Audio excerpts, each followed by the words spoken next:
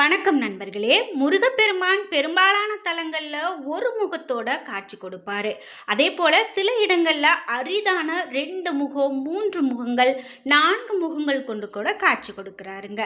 கழுகுமலை, கோடிக்கரை, அழகர் கோவில் ஆகிய தலங்கள்ல ஒரு முகத்தோடோ 6 திருக்கரங்களோடும் காட்சி கொடுக்கறத பார்த்துருப்போம்.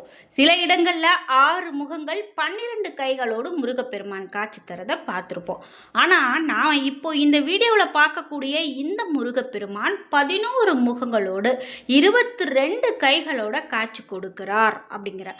அதாவது நம்ம தமிழகத்தில் நம்ம எத்தனையோ முருகன் கோவில்கள் போயிருப்போம். ஆனால் இந்த கோவிலில் ரொம்ப விசேஷமாக முருகப்பெருமான் இந்த மாதிரி காட்சி கொடுக்கிறாரு அப்படின்னு சொல்லலாம். இந்த திருக்கோலத்தை வேறு எந்த கோவில்லையும் நம்மளால் பார்க்க முடியாது அப்படின்னு சொல்கிறாங்க. இது முருகப்பெருமானுடைய விஸ்வரூப தரிசனம் அப்படின்னு சொல்கிறாங்க. அப்படிப்பட்ட இந்த முருகப்பெருமானுடைய அரிய கோவில் எங்கே இருக்குது, முக்கியமாக யாரெல்லாம் இந்த கோவிலுக்கு போய் வழிபாடு செய்யலாம், இதனால் நமக்கு என்ன மாதிரியான பலன்கள்லாம் கிடைக்கும் அப்படிங்கிற எல்லா தகவலையும் நான் இந்த வீடியோவில் முழுமையாக சொல்லியிருக்கேன். வீடியோவை ஸ்கிப் பண்ணாமல் பாருங்கள். உங்களுக்கும் இந்த மாதிரி அரிய கோவில்கள் பற்றி தகவல்கள்லாம் தெரியும் அப்படின்னா கமெண்ட் பாக்ஸில் மறக்காமல் பதிவிடுங்க. அந்த தகவல்களும் வீடியோக்களாக வரும். 300 ஆண்டுகளுக்கு பழமையான இந்த கோவில் பற்றிய இன்னும் சிறப்பான நிறைய தகவல்கள் தெரிஞ்சுக்கலாம். வீடியோ பார்க்கும்போதே முருகப்பெருமானுக்கு அரோகரா என்ற வாசகத்தை கமெண்ட் பாக்ஸில் பதிவிட்டுட்டு வீடியோவை ஸ்கிப் பண்ணாமல் பாருங்கள். நீங்கள் இன்னும் நம்ம சேனலை சப்ஸ்கிரைப் பண்ணாமல் இருந்தால் சப்ஸ்கிரைப் பண்ணிக்கோங்க. கூடவே இருக்க பெல் ஐக்கானை மறக்காமல் கிளிக் பண்ணிடுங்க. வாங்க வீடியோக்குள்ளே போகலாம். முருகப்பெருமான் 11 தலையோடும் 22 கைகளோடும் இந்த கோவிலில் விஸ்வரூப தரிசனம் தருகிறார் அப்படிங்கிறது சொல்கிறாங்க. சிவனும் முருகனும் ஒன்று. அதனால தான் சிவபெருமானுடைய 5 முகங்களும் முருகப்பெருமானுடைய 6 முகங்களும் சேர்ந்து 11 முகங்களாகவும், சிவபெருமானுடைய 10 கைகளும் முருகப்பெருமானுடைய 12 கைகளும் சேர்ந்து 22 கைகளோட முருகப்பெருமான் விஸ்வரூப தரிசனம் தரார். இப்படி ஒரு முருகனை நம்மளால் வேறு எங்கேயும் பார்க்க முடியாது அப்படின்னு சொல்லலாம். முக்கியமாக சூரபத்மனை வதம் செய்யறதுக்கு முன்னாடி முருகப்பெருமான் இந்த தலத்துக்கு வந்ததாகவும் தல புராணத்தில் சொல்லப்பட்டிருக்கு. இந்த தலத்தில் இருந்தே இந்த கோவில் எவ்வளவு பழமையானது இந்த விஷயத்திலிருந்தே நம்மளால் தெரிஞ்சுக்க முடியும்.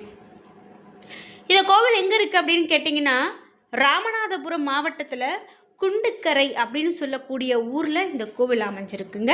அருள்மிகு சுவாமிநாத சுவாமி திருக்கோவில். அதாவது நான் மீண்டும் சொல்கிறேன், இந்த கோவில் எங்கே இருக்குது அப்படின்னு கேட்டிங்கன்னா, ராமநாதபுரம் மாவட்டத்தில் குண்டுக்கரை அப்படின்னு சொல்லக்கூடிய ஊரில் அருள்மிகு சுவாமிநாத சுவாமி திருக்கோவில் பற்றி தான் நாம் பார்த்துட்ருக்கோம். இங்கே தான் இப்படி 22 கரங்களோடு 11 தலைகளோடு முருகப்பெருமான் காட்சி கொடுக்குறாரு. இந்த கோவிலுக்கு நீங்கள் போயிருக்கீங்க அப்படின்னா மறக்காமல் உங்களுடைய கருத்துக்களை கமெண்ட் பாக்ஸில் பதிவிடுங்க. முக்கியமாக பக்தர்களுடைய மனக்குறைகளை போக்குபவராக குண்டுக்கரை முருகப்பெருமான் திகழ்கிறார். இவருக்கும் சேதுபதி மன்னருக்கும் ஒரு நெருங்கிய தொடர்பு இருக்கிறதாகவும் சொல்கிறாங்க. அது என்ன அப்படின்னு பார்க்கலாம். சுமார் 300 வருஷத்துக்கு முன்னாடி ராமநாதபுரத்தை ஆண்ட மன்னர் பாஸ்கர சேதுபதி குண்டுக்கரை முருகப்பெருமானுடைய தீவிர பக்தராக இருந்திருக்காரு. ஒரு முறை அவர் சுவாமி மலை சென்று முருகப்பெருமானை தரிசனம் செஞ்சுட்டு வந்தாராம். அன்றைக்கு இரவு அவர் கனவில் தோன்றிய குண்டுக்கரை முருகன் பழைய சிலையினை எடுத்துவிட்டு புதிய சிலையை பிரதிஷ்டை செய்து வழிபாடு செய்துட்டு நடத்திட்டு வந்தால் மக்களுக்கு நன்மை பெருகும் அப்படின்னு ஒரு விஷயத்தை சொல்லி மறைந்தாராம். பாஸ்கர சேதுபதியும் முருகன் சொன்னபடியே செய்திருக்காரு. சுவாமி மலையில் இருக்கக்கூடிய முருகனுடைய பெயரையே இந்த தல முருகனுக்கு சுற்றாங்க. அதனால தான் இங்கு குண்டுக்கரை முருகனுக்கு சுவாமிநாத சுவாமி அப்படிங்கிற பெயர் வந்ததாகவும் ஒரு தகவல் உண்டு. மக்களுடைய மனக்குறையை நீக்கி நல்வாழ்வு அருளக்கூடிய வள்ளலாக இந்த குண்டுக்கரை முருகப்பெருமான் இருக்காரு அப்படின்னா அது மிகையாகாதுங்க. இங்கு ஏராளமான பக்தர்கள் இன்றைக்கும் வந்துட்டு போகிறாங்க. சாதாரணமாக எல்லா முருகன் கோயிலையும் எப்படி சஷ்டி ஆகட்டும், கிருத்திகை ஆகட்டும், எப்படி சாதாரணமாக நல்ல ஒரு சிறப்பான வழிபாடுகள் செய்யப்படுமோ அதே போல் எப்படி என்னென்ன பூஜைகள் செய்கிறாங்களோ அது இங்கேயும் நடக்குது. முக்கியமாக இந்த மாதிரியான நாட்களில் ஏராளமான பக்தர்கள் வரக்கூடியதை நம்மளால் பார்க்க முடியும். இந்த கோவிலுடைய அருகில் ஓடக்கூடிய நதி சண்முக நதி. முருகப்பெருமான் தன்னுடைய வேற்படையால் உருவாக்கிய நதி இது அப்படின்னு சொல்கிறது ஐதீகமாக உள்ளது. பழனிக்கு அடுத்தபடியாக முருகப்பெருமானுக்கு சண்முகா நதி தீர்த்தமாக இருக்கிறது இந்த தலத்தினுடைய மிக பெரும் சிறப்பு அப்படின்னு சொல்லலாம். 11 முகங்களும் 22 கைகளும் கொண்ட இந்த உருவம் மகா சண்முகர் அப்படின்னு அழைக்கப்படுறாரு. பொதுவாகவே 6 முகங்களோடு காட்சி தரக்கூடிய முருகனை விட இது மிகவும் சக்தி வாய்ந்த மற்றும் பிரம்மாண்டமான ரூபமாக கருதப்படுகிறது அப்படின்னே சொல்லலாம். சூரபத்மனை வதம் செய்ய செல்லக்கூடிய முன்பு இந்திரன் இந்த தலத்தில் முருகப்பெருமானை வழிபட்டு சென்றதாக கூட ஒரு குறிப்பு இருக்குது. இதன் காரணமாகவே இங்கே இருக்கக்கூடிய முருகனுக்கு இந்திரனுக்கு உரிய சில அம்சங்களும் இருக்கிறதாகவும் சொல்லப்படுது. இந்த கோவிலில் வாஸ்து ரீதியாக ரொம்பவே நேர்த்தியாக கட்டப்பட்ட கோவில் அப்படின்னு சொல்லலாம். புதுசாக வீடு கட்டுறவங்க அல்லது நிலம் தொடர்பான பிரச்சனைகள் உள்ளவங்க இந்த குண்டுக்கரை முருகனை வழிபாடு செய்துட்டு வந்தாங்க அப்படின்னா தடைகள் அனைத்தும் நீங்கும் அப்படிங்கிறது பக்தர்களுடைய மிக பெரும் நம்பிக்கையாக இருந்து வருது.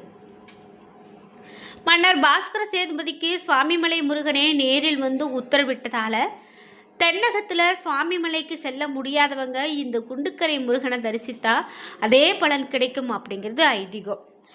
நம்ம சென்ற வாரத்தில் ஒரு வீடியோ போட்டிருந்தோம். அதாவது திருச்செந்தூருக்கு போக முடியாத பக்தர்கள் என்ன செய்யலாம், அந்த பகுதியில் அதாவது சென்னை பகுதியில் இருக்கக்கூடிய பக்தர்கள் திருச்செந்தூருக்கு போகணும் அப்படின்னு ஆசைப்பட்றாங்க. ஆனால் ஏதோ ஒரு காரணத்தால் தள்ளி தள்ளி போய்கிட்டே இருக்குது, அதற்கான ஒரு நேரம் அமையலை அப்படின்னு சொன்னால்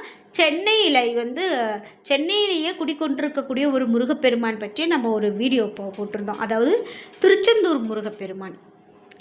அதே போல தான் தென்னகத்தில் நாம் முருகப்பெருமானை பார்க்க முடியலையே, சுவாமி மலைக்கு போக முடியலையே அப்படின்னு நினைக்கக்கூடியவங்க இந்த முருகப்பெருமான் அறுபடை வீடுகளில் சுவாமி மலைக்கு போக முடியல அப்படின்னு நினைக்கிறவங்க இந்த முருகப்பெருமான் அதாவது குண்டுக்கரை அப்படின்னு சொல்லக்கூடிய இந்த முருகப்பெருமானை தரிசித்தா முழுமையாக அந்த பலனை அடைய முடியும் அப்படிங்கிறது ஐதீகம். முக்கியமாக தைப்பூசம், பங்குனி உத்திரம் இந்த திருநாட்களில் ராமநாதபுரம் மாவட்டத்தை சுற்றி இருக்கக்கூடிய ஆயிரக்கணக்கான பக்தர்கள் பால் காவடி, பன்னீர் காவடி எடுத்து தங்களுடைய நேர்த்திக்கடனை செலுத்திட்டு போகக்கூடிய காட்சியை நம்மளால் பார்க்க முடியும் அப்படின்னு சொல்கிறாங்க. அப்படி பல சிறப்புகளை பெற்ற இந்த குண்டுக்கரை முருகன் கோவிலுக்கு நீங்களும் இதுவரைக்கும் போனதில்லை அப்படின்னு சொன்னால் கண்டிப்பாக அந்த கோயிலுக்கு போயிட்டு வாங்க. நிச்சயமாக உங்களுக்கு வாழ்க்கையில் இருக்கக்கூடிய பிரச்சனைகள் எல்லாமே தீரும் அப்படின்னு சொல்லலாம். முக்கியமாக குழந்தை பாக்கியம் இல்லை, நீண்ட காலமாக நீண்ட வருடமாக நாங்கள் இப்படியே இருக்கிறோம் அப்படின்னு சொல்லக்கூடிய பக்தர்கள் இந்த கோவிலுக்கு போயிட்டு வரும்போது நிச்சயமாக அவருடைய அருள் கிடைக்குது, நிச்சயமாக குழந்தை பாக்கியம் கிடைக்குது அப்படின்னு சொல்கிறாங்க. சித்ரா பௌர்ணமி, வைகாசி விசாகம், தலையாடி, ஆடி 18, ஆவணி அவிட்டம், ஆடி வெள்ளிகள், விநாயகர் சதுர்த்தி, நவராத்திரி, சரஸ்வதி பூஜை, தீபாவளி, சூரசம்ஹாரம், கல்யாண உற்சவம், கார்த்திகை தீபம், மார்கழி மாத பூஜை, ஆங்கில புத்தாண்டு, தைப்பொங்கல், தைப்பூசம், சிவராத்திரி, கிருத்திகை, அமாவாசை, சஷ்டி இந்த நாட்களில் எல்லாமே இங்கு உற்சவம் நடக்குது. ஆண்டு முழுவதும் முறைப்படி பல உற்சவங்கள் இந்த கோவிலில் நடந்துக்கிட்டு தாங்க இருக்குது. அப்படி சிறப்பான நாட்களாக இருக்குது அப்படின்னு சொல்லலாம்.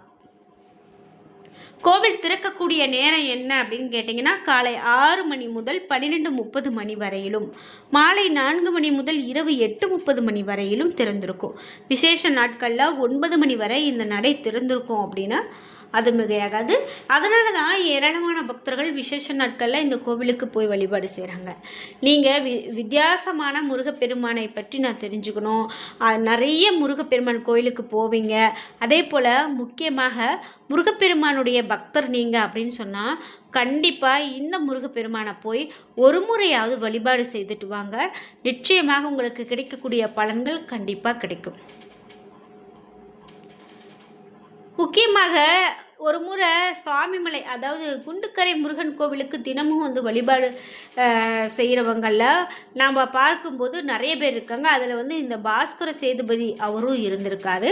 அவர் ஒரு முறை இந்த கோவிலுக்கு போயிட்டு வழிபாடு செஞ்சுட்டு திரும்பி வந்தபோது அவருடைய கனவுல சுவாமிமலை முருகன் தோன்றி குண்டுக்கரை முருகன் கோவிலில் இருக்கக்கூடிய பழைய முருகன் சிலையை எடுத்துட்டு புதிய சிலை வைக்க பிரதிஷ்டை செய்ய ஆணையிட்டார் அப்படின்னும், இது மக்களுக்கு நன்மையை உண்டாக்கும் அப்படின்னு சொல்லி மறைந்தார் எனவும், அதனாலேயே இங்கு மாற்றப்பட்டது அப்படிங்கிற ஒரு தகவலும் சொல்லப்படுது. என்ன நண்பர்களே, இன்னைக்கு வீடியோவில் நம்ம ஒரு வித்தியாசமான கோவில் பற்றியும் முருகப்பெருமான் பற்றியும் தெரிஞ்சுக்கிட்டோம். இந்த